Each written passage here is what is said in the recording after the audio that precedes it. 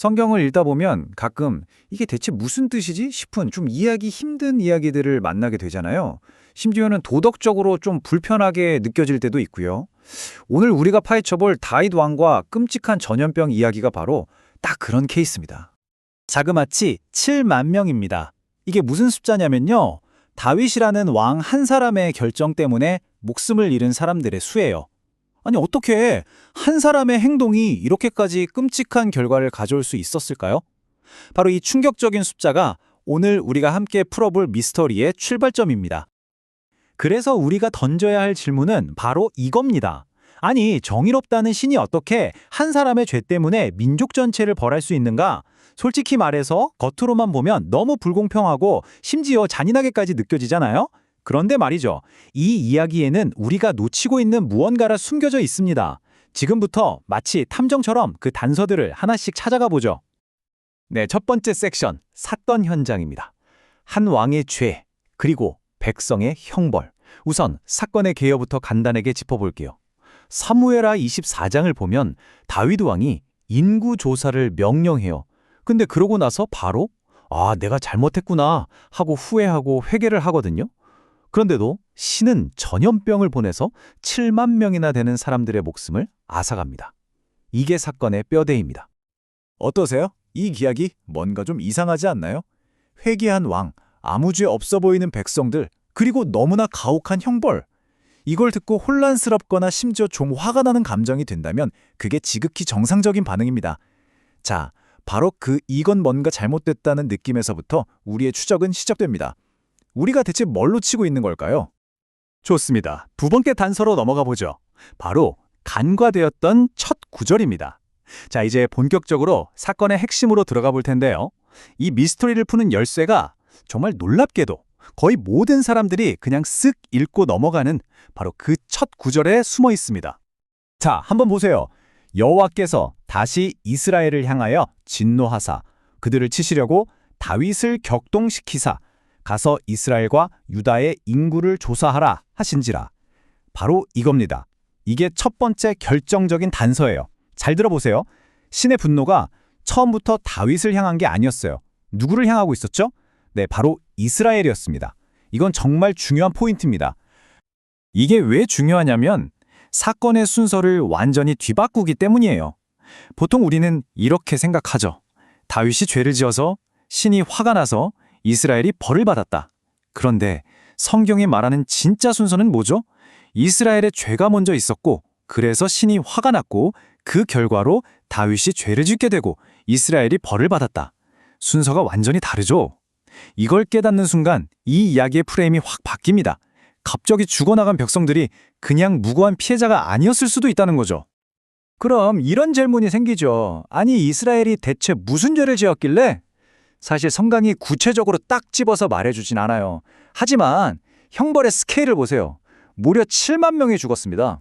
이건 그냥 사소한 실수가 아니라는 거죠. 뭔가 민족 전체에 퍼진 아주 심각한 영적 문제가 있었다는 걸 암시해요. 역대상 같은 다른 책을 보면 사탄의 개입까지 언급되거든요. 아마도 평화롭고 잘 살게 되니까 민족 전체가 영적으로 교만해지고 나태해진 그런 종류의 깊은 죄가 아니었을까 추측해 볼 수 있습니다. 7만 명이라는 숫자는 바로 그 죄의 무게를 말해주는 겁니다. 자, 세 번째 파트입니다. 지도자의 운명적 선택. 좋아요. 이스라엘 민족 전체에게 문제가 있었다는 건 알겠습니다.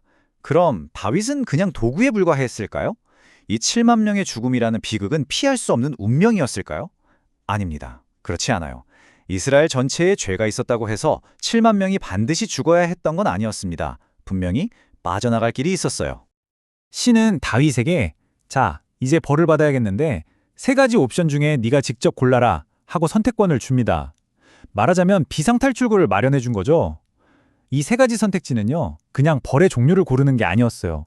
이건 다윗이라는 지도자의 본질을 시험하는 아주 중요한 테스트였습니다. 자, 그 선택지들이 뭐였냐면 이거예요. 첫째, 7년 동안 나라 전체에 굶주림이 오는 기근. 둘째, 3개월 동안 왕인 다윗, 당신 혼자 적들에게 쫓겨 도망 다니는 것.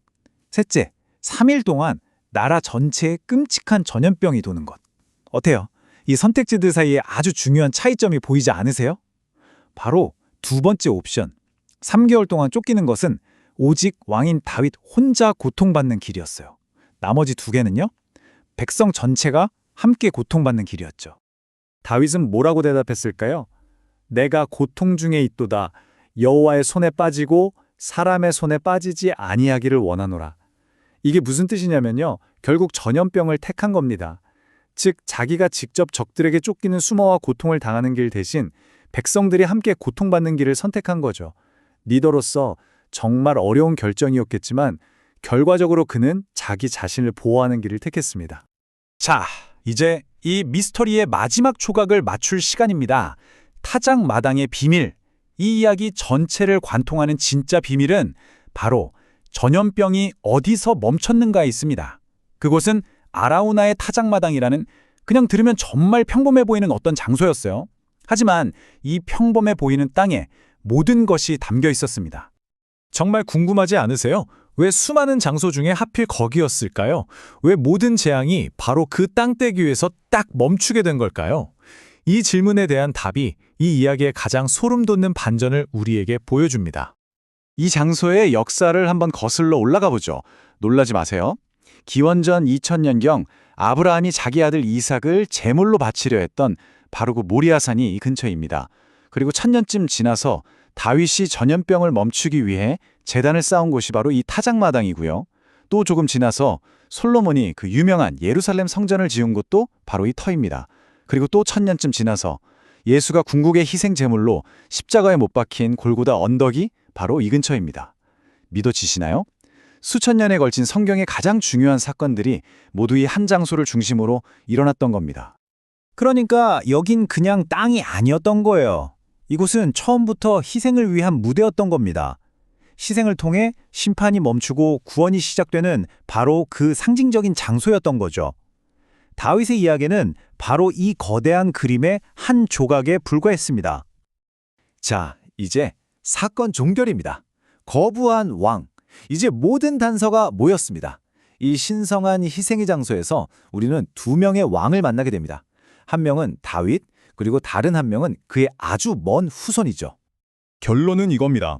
왕권에 대한 하나의 연구죠. 바로 이 희생의 장소에서 한 왕, 다윗은 자기 백성을 위한 짐을 짊어지는 것을 거부했습니다.